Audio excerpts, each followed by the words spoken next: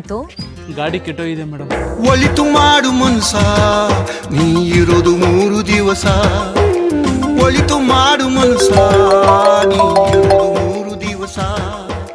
ಹಾಂ ಸರ್, ಒಂದು 5 ಮಿನಿಟ್ಸ್, ನಾನು ಕಾಲ್ ಬ್ಯಾಕ್ ಮಾಡ್ತೀನಿ.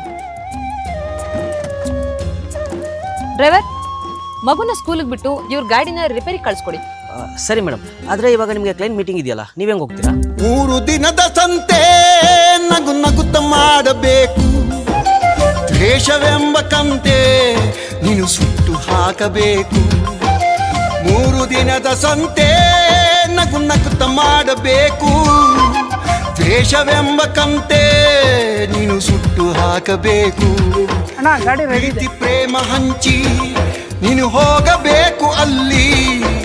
ಸತ್ತ ಮೇಲೂ ನಿನಗೆ ಹೆಸರು ಉಂಟು ಇಲ್ಲಿ.